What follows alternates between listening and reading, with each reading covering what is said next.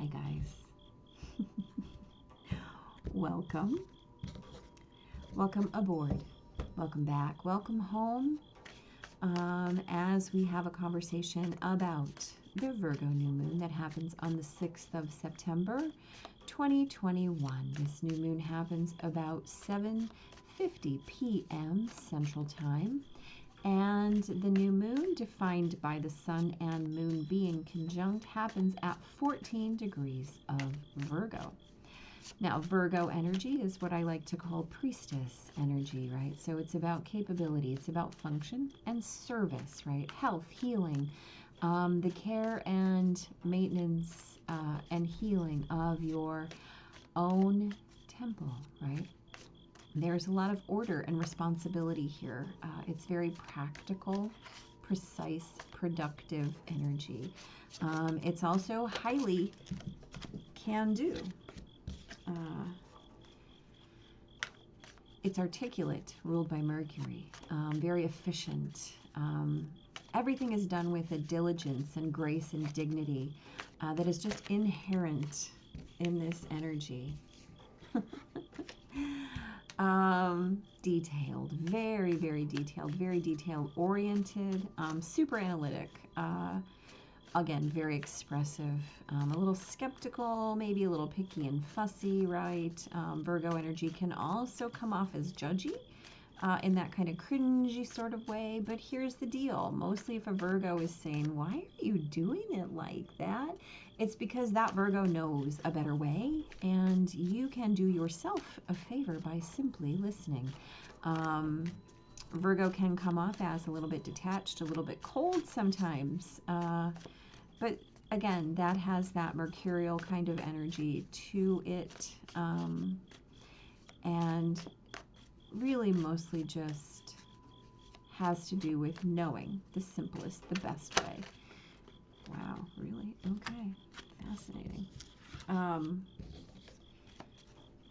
And mostly, anytime a Virgo is critical, it's probably because they're self-critical, right? A real concept for Virgos. Self-critical, self-analysis, self-skepticism, self-judgment. So always looking to do better, always looking to do more efficiently, and not afraid of that critical analysis, that critical gaze, that critical stare, right? Yeah.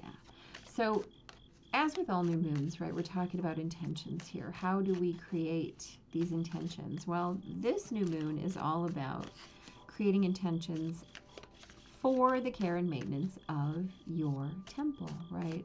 Health, healing, self-care, things like that. How do you structure your day, your life, with diligence, with grace, with efficiency, with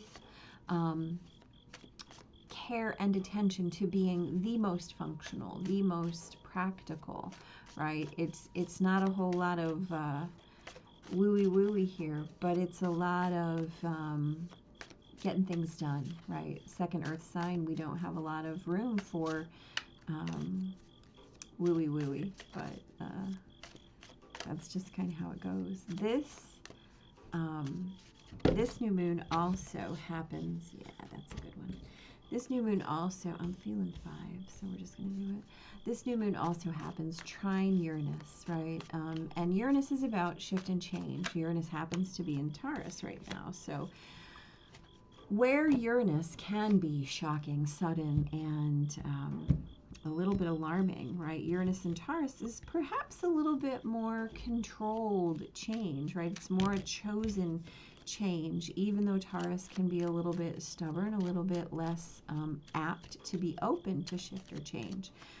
We can also witness with all of this earth energy that this new moon offers an opportunity, right, to be in creation of a new process, to be involved in the reaffirmation of one's values, which is a thing that we've talked about all year with the Saturn-Uranus square, right? That we are reevaluating our values and making adjustments accordingly.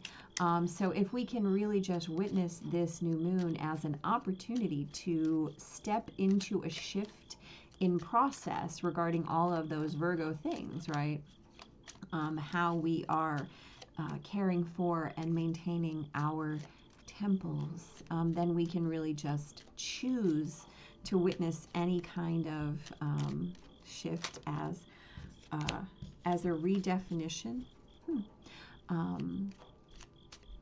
of our function, right? There are a lot of aspects supporting this particular new moon that make this new moon super powerful. Venus is trining Jupiter, right? Offering us a way to be in expansion of our 3D experience, right? How we witness our lives, how we are in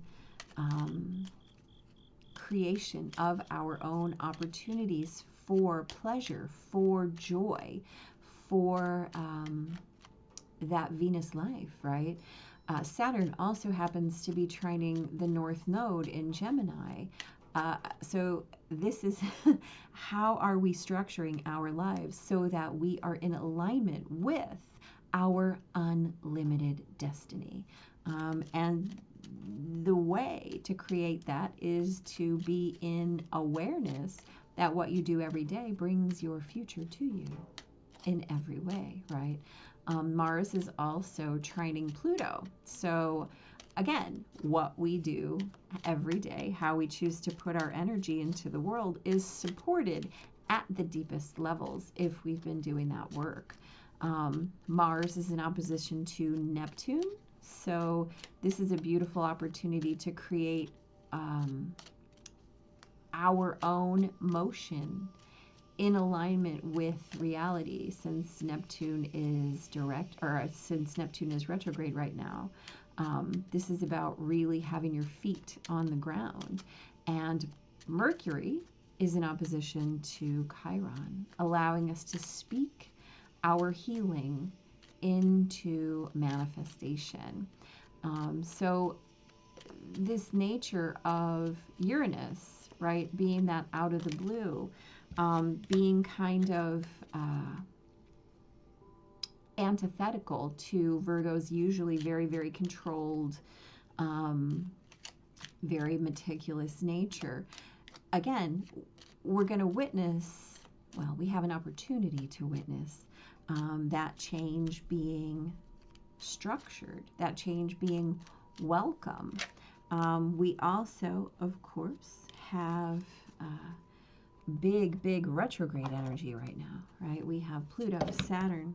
Well, okay then. We have Pluto and Saturn and Jupiter and Neptune and Chiron and Uranus and the North Node all in retrograde right now. And then the only planets that are direct, of course, Venus, Mercury, Mars, the Sun, and the Moon. And these are all within 40 degrees of one another. Now, excitingly, Mercury will be going retrograde on the 27th of September, which also happens to be my birthday. And so, you know, we really have this opportunity right now to really be in a deep dive, to really be looking at our own internal environment, right? Which is what retrograde energy asks us to do. Where are you in relation to these big outer planets, with all the personal planets being direct? So it's a beautiful opportunity. There's so much power in this new moon. And the other thing that I really do want to mention is that we're just loading up not only this next moon cycle, but this Virgo full moon will be, ooh, nice. This Virgo full moon will be coming into cycle on the 18th of March, 2022. So not only are you planning for this next moon cycle, but you're planning for 6 months out. And as we're talking about health and healing, 6 months is a beautiful time for commitment, right? Whatever it is that you want to do in terms of your practical daily routine, now is the time to set that intention. And now is the time to create your own alignment with that intention, so that when March comes around, you look back at this as the time when you planted a seed. And then it is going to come into fruition in March, right? So we got the Queen of Pentacles. What better Virgo energy and Judgment. So this is about, like we just said, right? This is about rebirth in terms of how you are resourced. So the Queen of Pentacles represents how we're resourced, right? What we draw tangibly or intangibly in terms of how we are in our worth, or how we are feeling worthy, whether that's in our bank account or our self-esteem account, whether it's in our hand or our heart, it doesn't really matter. And so, again, we're being offered an opportunity to recreate that, to allow the old to fall away and to call the new into being, so that we can support our full resourced selves, right? We've got the Five of Wands and Temperance. So the Five of Wands is a funny card, I think. You know, everybody's posturing, right? They're all a little bit heated. They're all a little bit posing. But nobody's actually really hurting one another. They're not striking. They're just posturing. And so we've got Temperance here. And this is about combinations. It's about how you forge your shift and change, right? It's about how you bring your lessons together, how you weave a new story, right? How you give yourself a new narrative so that you can get ever closer to this transformation. And so perhaps there are some things that are keeping you, right, in tension. We've got Venus squaring Pluto right now. We've got Saturn, of course, squaring Uranus all year. So this square energy, these balances, this place where there are dynamic tension, right? 3D and power, day-to-day routine and shift and change, right? Where are you holding yourself back? Where are you standing with your feet dug in? Where are you, where do you have your arms crossed, shaking your head? No, that's never going to work. You know, maybe it's time to let go of some of those ideas. Maybe it's time to try a new way, right? Maybe it's time to recombine or upgrade your awareness of your idea so that you can let something new in and something old out, right? So we've got the King of Cups and the Eight of Swords. The King of Cups, of course, is this glorious energy of being in one's mastery of one's emotions. This is a great card for Virgo, right? Because Virgo is that meticulous, precise, responsible, functional, capable, right? All kings are masters of their element. Whereas a queen is the embodiment, right? The king is that one step back, that is this the way that I want to do that?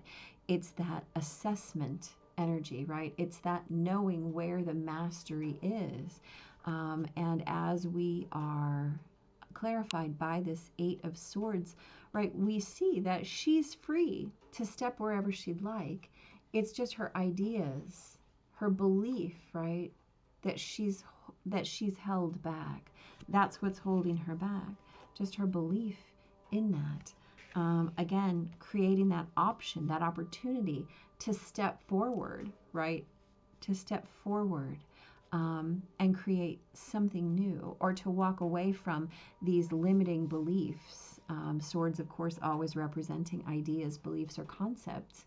And so how are we putting those beliefs or ideas or concepts behind us, right? Saturn trining that North Node. In Gemini, right? We have limitless potential. We don't want to get bogged down in the picky, fussy Virgo energy, right? We would like to be able to act from our heart, right? Virgos have huge hearts. They just have to understand the next step. And so, you know, in understanding the next step, we're able to take it sometimes. So we have Strength and the Hermit, right? The Strength card to me is such a beautiful card of faith, as is the Hermit, right? This is about taming the beast, right? The natural beast through consciousness. This is about conscious control of the self. And so this is light in the darkness, right? This is having made choices, having shown that light in the darkness. We're able to tame the beast self. We're able to put into practice those things, those choices that may create a practical, an orderly, a functional life for ourselves. Based on the vision that we hold for our futures, right? And this is about having faith that, having done the work, I know that this will be on deck, that this is not just my destiny, but it's my responsibility as well. We've got the Page of Swords and the High Priestess. So the Page of Swords, right? This is about new ideas. New ideas, right? New ideas. New ideas everywhere. New ideas. So in so much as we are creating from our new ideas, how do we do that? We do it intuitively. Of course we have the High Priestess at the Virgo New Moon. I mean, that's just the way it works, right? So how are we shifting and changing our ideas to be in alignment with that intuitive self? Well, guess what? We're creating our structural shifts, our foundations, our process every day, day in and day out. How we create our future is by being here and here and here and here and here, not by throwing it out like a line, like a fishing line, and then hoping that we reel it back. Right? It's about creating this idea of active creation every single day, here and here and here. And we do that by intuitively understanding that at this time of the new moon, all of these are in our opportunity, right? You are your choices. Again, we have Saturn trining the North Node, reminding us that we are our choices. We have this new moon trining Uranus. Surprise, shock, creation of new process, reevaluating your values. You're choosing, right, whether you're in alignment or not, based on your actions. Your actions are speaking for you, not the other way around. Your actions are speaking for you, not your actual definition. You're showing your definition through your practice, through your choices, through your meticulousness, through your service, through the care and maintenance of your temple.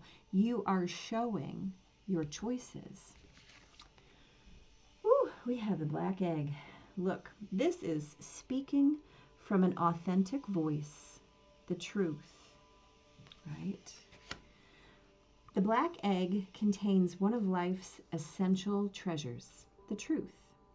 Inside of it resides no confusion, excuses, small talk, noise, or lies, not even white ones. This living, breathing vessel harbors only that which rings true. When this essence is in balance, we speak slowly and clearly. We're drawn to activities like reading, writing, teaching, singing, or perhaps public speaking. Sound draw us in. Books draw us in. The concept of truth itself draws us in. We start asking questions like, what do I know to be true about myself? And what is true of the world? When the energy of the black egg is not yet accessed, we speak from an unsure place. We say things others want to hear. We gossip. We repeat stories to justify our subpar behavior. We might even try to convince ourselves that we have no inner truth at all. The energy of the black egg hovers and waits for us to reconnect. It is available at every moment, in every situation.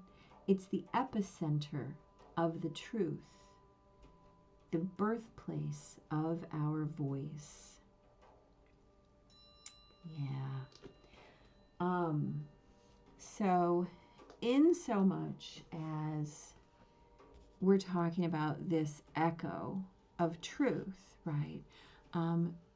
Virgo just holds no tolerance for anything that isn't in alignment, right? This is priestess and priest energy. This is high priest and high priestess energy. This is fully aligned always with one's highest good.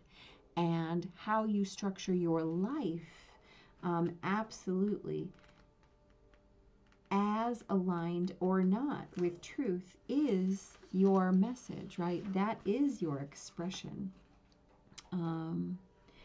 So what are you creating, right? Are you creating resistance? Are you just doing a little dance back and forth like, oh, well, I'd love to, but I can't. You know, that's excuses. Sure. Are you giving in to just plain old fear? I mean, maybe. Is it just a question of the narrative story that you've told yourself over and over again? You have an opportunity to rewrite that, right? Not only to rewrite it, but to rewrite it according to your intuition, in alignment with your highest and best. There's a lot of majors in here, right? There's a perfect balance of majors and minors. So I'm just saying, look at this card, the heart of the sky. Ooh, that's beautiful. The heart of the sky is the love force that made all creation possible.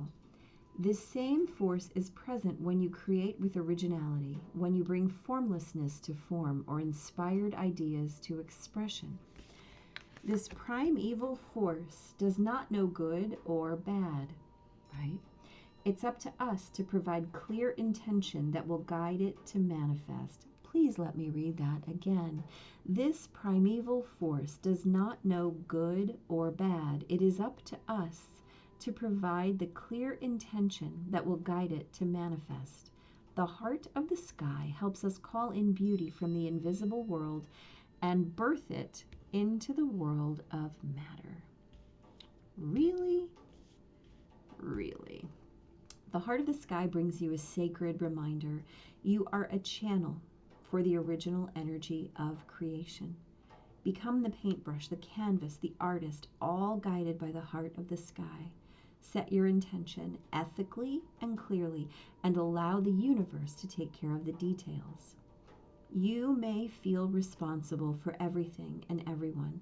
Perhaps you think you have to do it all alone. This takes you into a dark hole where you lose trust in the natural order of the cosmos. Shed your lofty sense of duty and realize this is a false prison of your own making. You can open the door and set yourself free in an instant. Look. Look. What are you choosing? How can you choose differently? How can you choose your own highest and best based on the light that you know lives within you and the faith you have in your own best outcome? How are you going to do that? How are you going to shift and change your idea to be in alignment with what you know in your intuitive self? How are you going to choose your own creation and recreation? This is such a rocket-propelled new moon. Be very, very clear with your intentions and your intended state of consciousness. The key here is that you must be in alignment, right, with what you want what you desire, what you believe is yours. And in that event, everything is given to you. Here's the thing, it's already yours. You just have to create the alignment that you are able to claim it, right, through your choices, day by day by day. Create a new structure, create a new framework for your life, one that you don't have to fight or hide from. And then let the universe do its thing, right? Virgo New Moon, guys. How do you want to get from here to there? Where do you want to be on March 18th when that Virgo full moon happens at 27 Virgo? I think you know. So please be in creation of your own structural shift. Recreate your new foundation. Rework your process. Tell yourself a different story, whatever it is. And then be diligent. Hold yourself in grace and dignity, and consciously, deliberately, with care and attention to the craft of your own creation, begin the process of creating your own temple, right? You're in residence. Get creating. Big, big, giant blessings, guys.